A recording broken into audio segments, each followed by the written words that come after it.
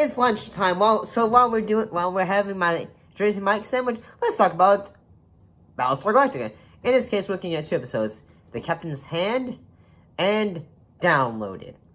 Let's look at The Captain's Hand first.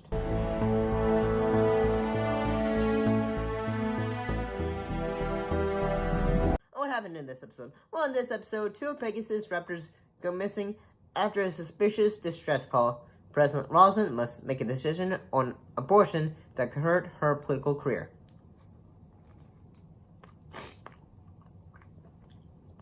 And what was my honest thoughts about this episode? Well, honestly, I thought this episode was good.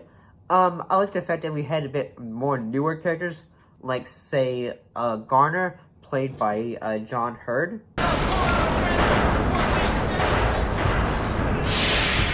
Fluid pressure's on scale low! Primary inlet, go! Pressure's dropping. We got a hull breach in there somewhere.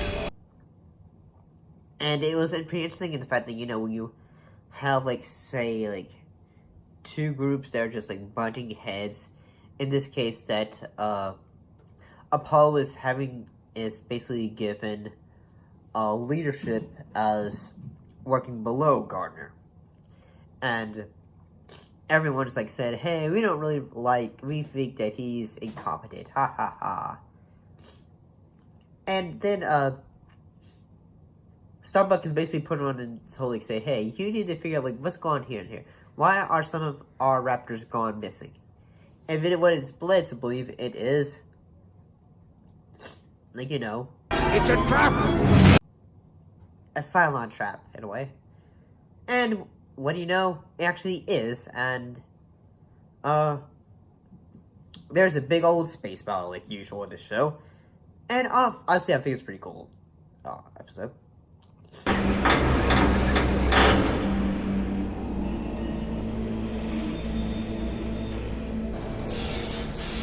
You got it! The pressure's coming back up! Now get the frack out of there! Come on! Basically, the subplot involving, President Rosalind is, there's a young girl who wants an abortion, but President Rosalind says, like, say, since we are, like, you know, our species is at trouble, we must now have children. And if anyone gives an abortion, blah, blah, blah, they'll be in trouble. I thought this episode, that part of the episode was honestly very relevant, to, like, especially today. What with, like, say, the overturning of Roe, and states just, like, you know, say, no, like, say, we want to have that. This morning, issue 1 failing in Ohio. The Republican-supported ballot question would have called for a 60% supermajority to make changes to the state's constitution instead of a simple majority. With nearly all ballots counted, close to 60% of voters rejecting that measure. And honestly, I feel that part was, like, say, especially for a commentary, honestly, it worked well. Oh yeah, and, who was it? Basically, Cher's baby's born, and what happens is, they save her, and basically they say, like, we lost the baby. I'm sorry. We've lost the baby. Oh, God. No, I mean, like, we've literally lost him. We can't find him. He's gone. What actually happens, though, after, Sharon almost, tries to kill the doctor, the baby was actually given to the girl that had that tried to have the abortion. And yeah, basically they said, like, say, the Sala baby who was just, you know, didn't die. And yeah, I feel like say, oh, especially for Sharon, like, yeah, that stings. But overall, I thought this episode was pretty good. Let's look at the next episode, which is the episode Downloaded.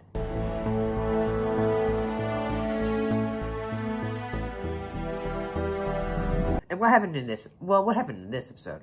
Well, in this episode, it primarily details the lives of 2 Romulans, cylons. Basically who basically end up getting killed and then come back. One is Caprica 6, Company 6, who was responsible for disabling the colonial defense prior to the beginning of the series. The other is Sharon Boomer, a sleep agent who was a member of the crew of Galactica and shot Dama twice in the chest. Basically, when a silent agent, whenever they get killed, basically their conscience is downloaded onto a new version of themselves. What made this episode honestly fairly different than most episodes is the fact that we get perspectives like, say, dramatic elements for the character of Caprica 6. And honestly, it works in a bit way in the fact that she's just realized, well, this is what's going on. But here's the twist, though. She can see Baltar. Baltar is like a subconscious to her, sort of like flipping it in a way towards like how Baltar can see 6. Caprica 6 can see Baltar. So it's like a two different sides of a coin in a way, I'd say. And honestly, I gotta say, Lucy Lawless is also this episode. She's the character of number 3. She does a pretty good job. In fact, she's just basically say, now everyone, this is what we're gonna do. This is how it's gonna be. I basically kind of like how Baltar's conscience or whatever is basically say now this is what we gotta do. Or this speak your subconscious and all that stuff. Honestly, it works well. Honestly, but at the same time, I say, all these ideas are rather intriguing at the same time. It is a pretty good idea to have an episode centered around versions of the cylons. I guess I was just really wanted to say, oh, this is what I expected, or what I was expecting, honestly. But after having thought about it, I think this episode is honestly not bad.